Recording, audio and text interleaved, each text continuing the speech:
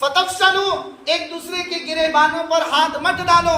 اتنا بڑا مسئلہ حضور کی ذات عالی کے ساتھ.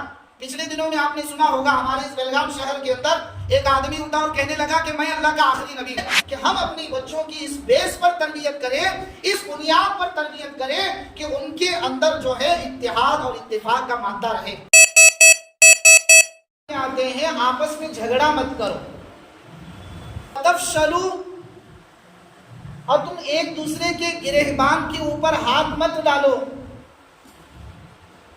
وَتَذْهَبَ رِيحُكُمْ، اگر تم آپس میں ایسے کام کرو گے تو تمہاری خود کی ہوا اکڑ جائے. آپ دیکھتے ہوں گے ایک فیملی کے اندر ایک بڑا آدمی ہے، اس کے ماتحت میں پورا خاندان چلتا ہے. تو آپ کبھی بھی دیکھیں اس خاندان میں کبھی جھگڑے اور انتشار نہیں ہوتے. کیوں؟ کیونکہ اس فیملی کو لے کر چلنے کے لیے اس گھر کا بڑا موجود ہے. اسی طریقے سے کوئی تنظیم، کوئی تحریک دنیا میں جو چل رہی ہے وہ کسی نہ کسی بڑے آدمی کے ماتحت میں اور اس کے مشوروں سے چلتی ہے. تو عزیز بزرگ اور دوستوں، آپ کے سامنے عرض کرنے کا مقصد اور منشا یہ تھا کہ اللہ رب العزت اس آیت میں فرما رہے ہیں کہ ہم آپس کے اندر جب تک اتحاد اور اتفاق سے رہیں گے تو اللہ رب العزت جو ہے ہمیں سربلندی عطا فرمائے. اللہ ہمیں وہ طاقت دیں گے جو ہم اپنے دشمنوں سے لڑ سکیں گے. اللہ ہمیں وہ پاور دیں گے جو پاور ہمارے اندر جو ہے ایک ایمان کی روح پھونکے گی جس کے ذریعے سے ہم کام کر سکیں. عزیز بزرگ اور دوستوں، آج کا ڈیٹا یہ بتلاتا ہے ہندوستان کا کہ یہاں پر 14% سے زیادہ مسلم آبادی رہتی. کتنی آبادی ہے بھائی ہندوستان میں مسلمانوں کی؟ 14% سے زیادہ ہے. حالانکہ یہ حقیقت سے پردہ ہے، اس سے بھی زیادہ مسلم آبادی ہے. پھر بھی جو ڈیٹا دنیا کا ہندوستان کا آج کا آیا ہے اس میں مسلم آبادی جو ہے 14% سے زیادہ ہے. کتنی ہے بھائی؟ 14% سے زیادہ. اور ہمارے جو سکھ بھائی ہیں ان کی فیصد پورے ہندوستان میں صرف 2% ہے. کتنی فیصد ہے؟ 2%. مسلمانوں کی آبادی کتنی ہے؟ 14%. اور ان کی آبادی کتنی ہے؟ کتنی ہے بھائی؟ 2%.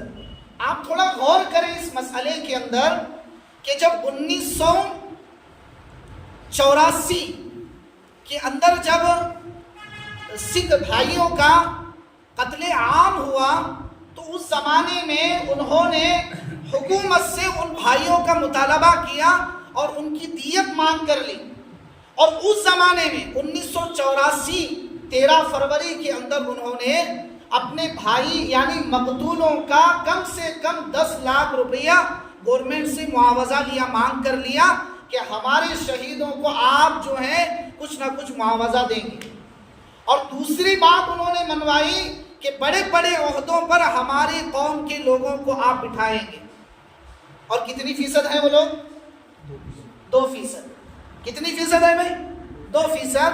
اور مسلمانوں کے ساتھ آئے دن ایک زیادتی ہوتی. آئے دن حضور کے نام اور حضور کے اوپر نئی نئی انداز میں کیچڑ اچارے جاتے ہیں، حضور کی توہین کی جاتی ہے. اما عائشہ صدیقہ رضی اللہ عنہا پر الزامات لگائے جاتے ہیں، لیکن کوئی ایسا آدمی نظر نہیں آتا جو ان چیزوں پر آواز اٹھائے. کوئی ایسی تنظیم نہیں ملتی جو تنظیم ان مدوں پر بات کرے اور ہم مسلمانوں کا حق ادا کریں. ایسا کیوں ہوتا ہے؟ کبھی آپ نے سوچا ہے بھائی ایسا کیوں ہوتا ہے؟ یہ اس وجہ سے ہوتا ہے کہ مسلمان جو ہیں آپس میں بٹ چکے ہیں. مسلمان آپس میں بٹ چکے ہیں، ان کے اندر نہ اتفاق ہے نہ اتحاد ہے. یہ خود اپنے اندر سے کھوکھلے ہو چکے ہیں اور چھوٹی چھوٹی جماعتوں میں بٹ کر اپنی ہوا اکاڑ چکے ہیں. اور وہ متحد ہیں، اپنے بڑے کی بات کو مان کر چلتے ہیں، اپنے قوم کے اپنی برادری کے بڑے آدمی کے پیچھے چلتے ہیں، اپنے قوم کے علماء کی قدر کرتے ہیں، اپنے قوم کے بڑوں کی باتوں کے مشوروں پر عمل کر کے آج وہ 2% ہو کر اس پوزیشن پر ہے اور ہم 14% سے زیادہ ہو کر آج ہماری یہ حالت ہے۔ یہی وجہ تھی کہ آپ دیکھیے سورہ جنگ حدیبیہ جو پیش آیا اس میں 70 صحابہ رضی اللہ عنہم اجمعین شہید ہوئے۔ کتنے صحابہ؟ آپ تھوڑا سوچیں کتنے صحابہ شہید ہوئے؟ 70 صحابہ جنگ احد کے اندر شہید ہوئے۔ تو اللہ تعالیٰ نے ان آیتوں کے ذریعے سے فرمایا میرے نبی جی کہیے صحابہ سے آپس میں نزاع مت کریں، آپس میں ٹکڑوں میں مت بٹیں۔ حقیقت میں ہمیں پیغام دینا تھا، اس امت کو پیغام دینا تھا اور مخاطب صحابہ کو فرما دیا۔ چھوٹی سی غلطی کی وجہ سے 70 صحابہ شہید ہو گئے۔ عزیز بزرگ اور دوستوں، ہم مسلمانوں ایک بہت بڑی کمی یہ ہے کہ ہم تعلیم پر زیادہ محنت نہیں کرتے۔ ایجوکیشن، بچوں کے اندر ایجوکیشن، گھروں کے اندر تعلیم کا ماحول، ایجوکیشن کا ماحول، یہ ہمارے معاشرے میں بہت کم پایا جاتا ہے۔ کچھ دنوں پہلے سروے ہوا ہندوستان کا، تو آپ کے علم میں یہ بات ہونی چاہیے کہ ہندوستان میں 3 یا 4 ایسے اسٹیٹس، ایسے صوبے ہیں، ایسی ریاستیں ہیں جہاں پر مسلمانوں کی تعداد زیادہ ہے۔ مسلمانوں کی تعداد کیا ہے؟ زیادہ۔ لیکن ان ریاستوں کے صوبے میں، ان ریاستوں کے اضلاع میں کوئی ایک ایسا آدمی مسلمان نہیں جو کسی بڑے عہدے پر فائز ہو، ملازم ہو۔ کیوں بھائی؟ کیونکہ مسلمانوں کے اندر تعلیم کا ماحول ہی نہیں ہے۔ مسلمانوں کے اندر علم کی طرف رجحان آتے بہت کم ہو چکا ہے۔ ایک زمانہ وہ تھا کہ مسلمانوں کے علم کا چرچا ہوتا تھا دنیا میں۔ بغداد جیسے بڑے بڑے شہر مسلمانوں نے آباد کیے تھے۔ جہاں ایک مرتبہ حملہ ہوا تو وہاں کی ندی میں جب بغداد کی کتابوں کو بہایا گیا، بغداد کے اندر کتب خانے کے علم کو جب ندی کے اندر بہایا گیا تو وہاں کی ندی کتابوں کی سیاہی سے کالی ہو چکی تھی۔ کیا ہوئی تھی بھائی؟ جب علم لوگوں میں تھا تو اللہ تعالیٰ نے حالات کو سازگار بنایا تھا۔ آج کا ڈیٹا یہ بتلاتا ہے کہ 4 یا 3 ریاستیں ایسی ہیں ہندوستان میں جہاں مسلمانوں کی تعداد زیادہ ہے، لیکن ان بڑی بڑی ریاستوں میں کوئی ایک ضلع ایسا نہیں ہے جہاں پر ایک مسلم آدمی جو ہے کسی بڑے عہدے پر فائز ہو۔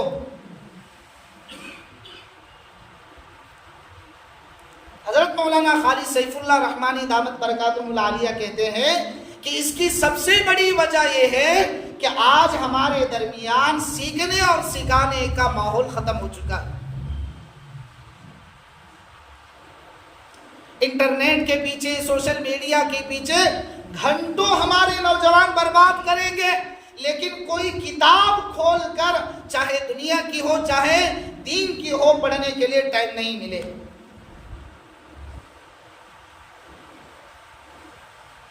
اور دوسری بڑی وجہ ہے کہ ہمیں اللہ سے تعلق کے اندر بہت کمی آ گئی۔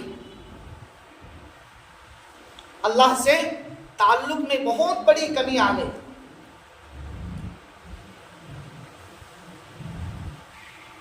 عزیز بزرگ اور دوستوں، آدمی جب کسی میدان میں کام کرنے کے لیے اترتا ہے تو سب سے پہلے اس کی روحانیت کا مضبوط ہونا بہت ضروری ہے۔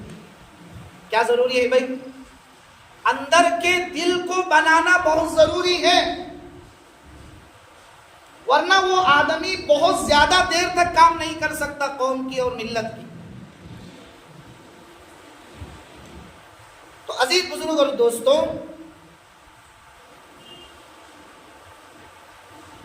قرآن کریم کی آیت کہتی ہے جو سورہ انفال کی ہے، وَلَا تَنَازَعُوا، تم آپس میں جھگڑے مت کرو، فَتَفْشَلُوا، تم آپس میں ایک دوسرے کی گریبان مت ہو، ورنہ کیا ہوگا؟ وَتَذْهَبَ رِيحُكُمْ، تمہاری ہوا اکھڑ جائے، تم اس سمندر کی طرح ہو جاؤ گے جس کے قطروں کو سورج کی تپش سے ختم کیا جائے گا۔ سمندر کی طاقت تو ہے لیکن اس کے قطروں کی کوئی طاقت نہیں۔ عزیز بزرگ اور دوستوں، ہمیں اللہ کی طرف سب سے پہلے رجوع ہونا ہے اور اللہ سے اپنے دل کو مضبوط بنانا ہے۔ ہم ہر حال میں، ہر پوزیشن میں اللہ کی طرف متوجہ ہونا ہے۔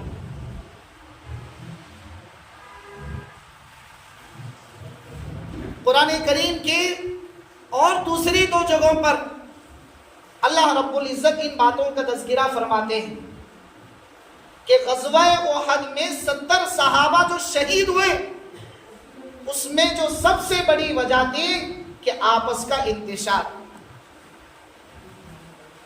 تو عزیز بزرگ اور دوستوں، ہمیں یہ کوشش کرنی چاہیے، ہمیں اپنی ذات سے جتنا ہو سکے ہم یہ اس بات کی کوشش کرنی چاہیے کہ ہم جو ہے اتحاد اور اتفاق کے ساتھ چلتے رہے۔ جب ایک خاندان انتشار کی وجہ سے، نا اتفاقی کی وجہ سے نہیں چل سکتا تو قوم اور برادریاں اور امت جو ہے وہ کیسے انتشار کے ساتھ میں چل سکتی ہیں؟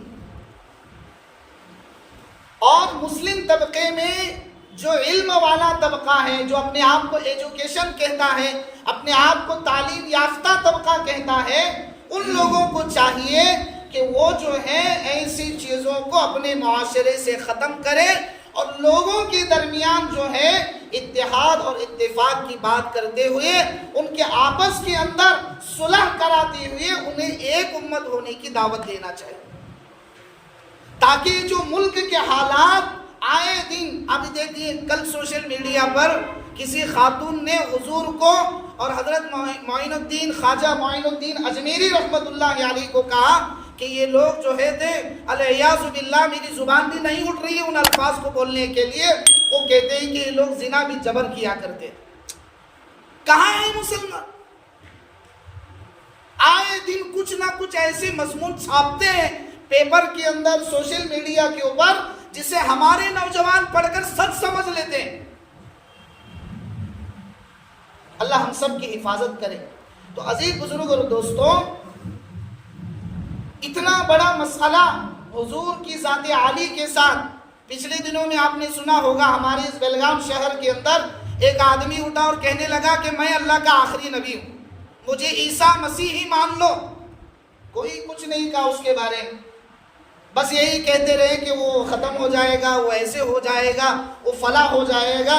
عزیز بزرگ اور دوستوں، ابھی تو یہ سیمپل ہے، ایسے بہت چھپے پڑے ہیں جو اس طرح کی تحریکیں اور اس طرح کی کتابیں پڑھ پڑھ کر ان کا ذہن خراب ہو جاتا ہے اور اس طرح کتابیں کر لیتے ہیں۔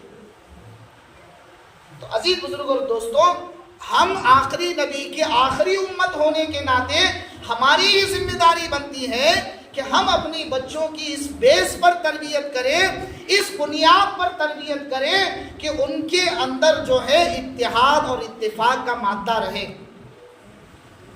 آج دیکھیے ماں باپ کا ایک رونا ہے، بچے ادب نہیں کرتے، بچے بات نہیں سنتے، بیٹی جو ہے ماں کو جھڑکی دے کر چلی جاتی ہے۔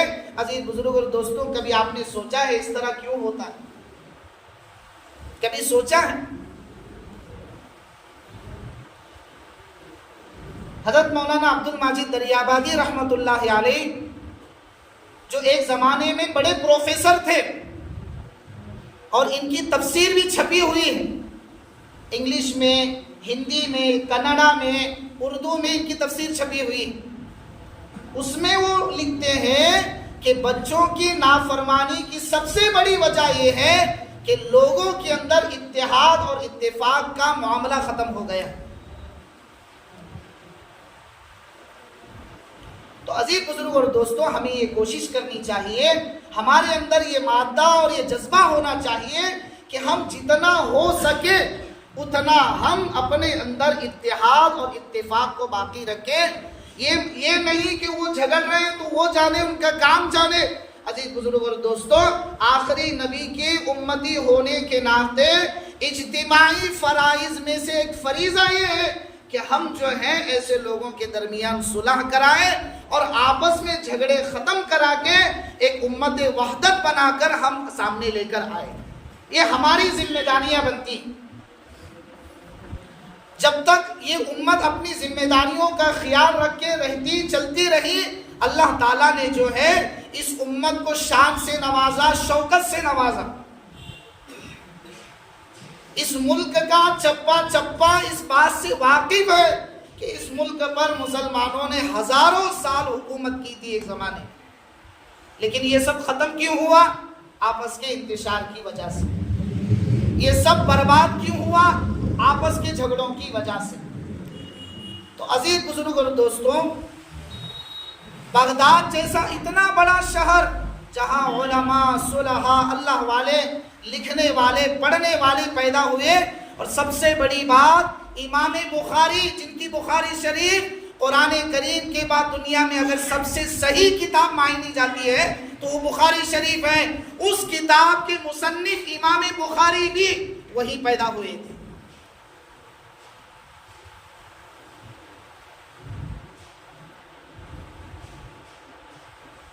تاتاریوں نے جب بخارا پر حملہ کیا، بغداد پر حملہ کیا، سمرقند پر حملہ کیا، تو سب کچھ ختم کر کے رکھ دیا. کیوں ہوا؟ مورخین نے لکھا ہے، تاریخ لکھنے والوں نے لکھا ہے کہ اس میں سب سے بڑی وجہ تھی مسلمانوں کا آپس میں انتشار. اسی لیے اللہ فرما رہے ہیں وَلَا تَنَازَعُوا، تم آپس میں جھگڑے مت کرو. فَتَفْشَلُوا، ایک دوسرے کے گریبانوں پر ہاتھ مت ڈالو. پھر کیا کرنا ہے؟ اس سے کیا ہوگا؟ وَتَذْهَبَ رِيحُكُمْ، تمہاری ہوا جو ہے اکھڑ جائے گی، تم ختم ہو جاؤ گے، تم کسی کام کے نہیں رہو. وقتی طور پر لگے گا کہ میں جیت گیا، میں کامیاب ہو گیا، لیکن امت کو اتنا بڑا نقصان ہوگا جس کی بھرپائی صدیوں تک نہیں ہو جائے.